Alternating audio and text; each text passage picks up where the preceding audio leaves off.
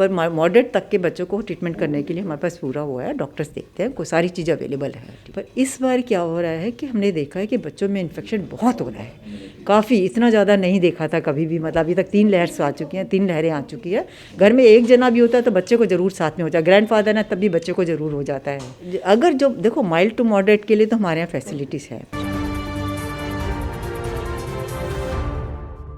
नमस्कार, मैं हूं प्रवीण और आप देख रहे हैं इंडिया टाइम 24 न्यूज़। कोरोना काल चल रहा है और इस वेव में जिस तरह से शुरुआती दौर में भी कहा गया कि बच्चों में इसका ज़्यादा खतरा है, तो इस वक्त हम भगत चंद्रा हॉस्पिटल में मौजूद हैं और मेरे साथ डॉक्टर मंजू गोस्वामी मौजूद हैं। इनसे बात करेंगे और इनसे जानेंगे कि बच्चों को कितना खतरा है और अभी क्या स्थिति चल रही है ओमिक्रॉन की बच्चों में। मैम, बहुत बहुत स्वागत है आपका।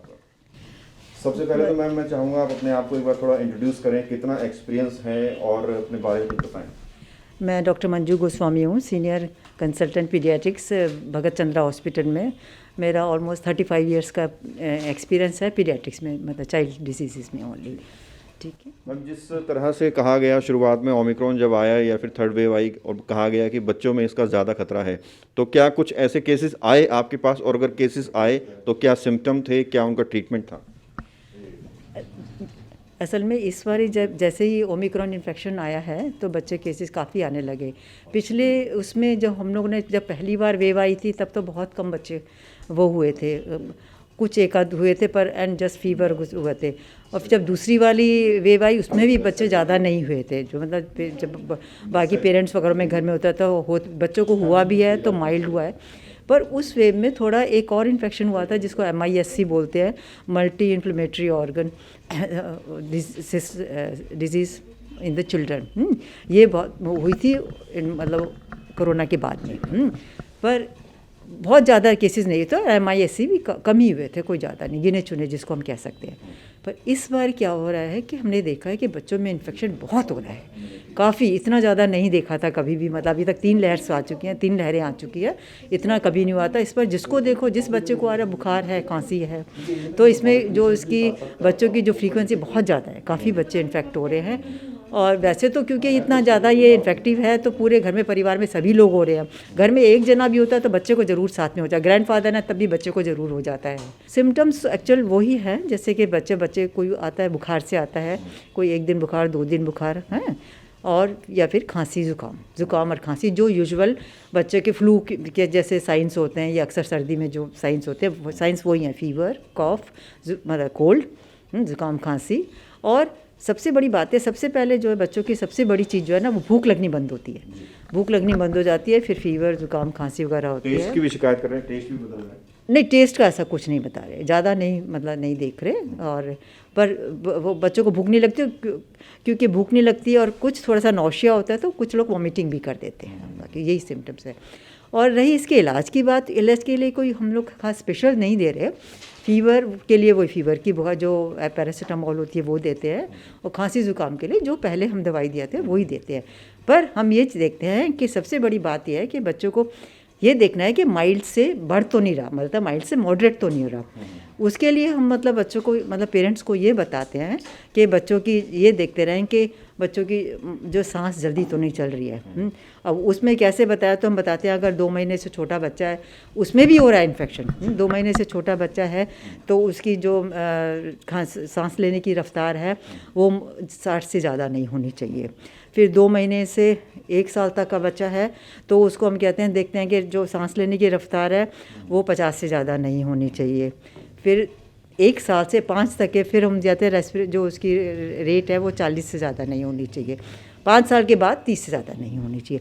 ये जो उसकी रेट जो है ना, मतलब पेरेंट्स को आइडिया हो जाता है, जो ज़्यादा होता है इसका मतलब बच्चा थोड़ा ज़्यादा मॉडरेट में जा रहा है, माइल्ड से मॉडरेट में जा रहा है। तो और ऐसे बच्चों को हम चाहते हैं कि वो उनकी सैचुरेशन भी वो लोग देखते रहें।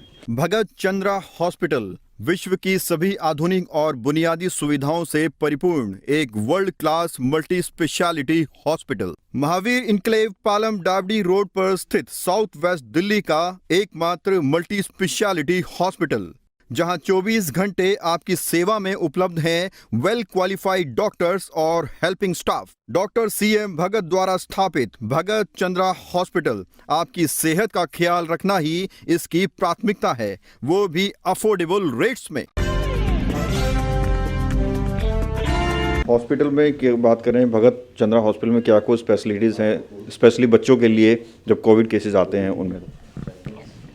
एक्चुअली अगर जो देखो माइल्ड टू मॉडरेट के लिए तो हमारे यहाँ फैसिलिटीज़ है पर ना, बट हमारे यहाँ जो पीडियाट्रिक इंटेंसिव केयर यूनिट नहीं है, पीकू नहीं है। बाकी तो इतना सीवियर बच्चे को मैंने इस बारी कोई देखा भी नहीं है ज़्यादा, पर मॉडरेट तक के बच्चों को ट्रीटमेंट करने के लिए हमारे पास पूरा हुआ है, डॉक्टर्स देखते हैं, कोई सारी चीज़ अवेलेबल है। डॉक्टर मंजू, एक और चीज़ मैं समझना चाहता हूँ, पेरेंट्स को अगर कोविड के सिम्टम आते हैं तो वो अपना तो जाके करा लेते हैं लेकिन बच्चों का नहीं कराते हैं, तो आप कहेंगे कि अगर खुद को सिम्टम आए तो साथ में बच्चों का भी कोविड जांच करानी चाहिए? मैं कहती हूँ, हमेशा कहती हूँ, लोग बच्चों का वो सोचते हैं हमारे को है तो उसके, पर फिर भी हमको बच्चों को करवाना चाहिए, हम पता तो पड़े, क्योंकि अगर बच्चे को कोविड है तो हमें उसी हिसाब से बच्चे को देखना पड़ेगा कि उसको मॉडरेट से सीवियर बीमारी ना हो जाए, उसका ज़्यादा ध्यान रखना पड़ेगा हमको।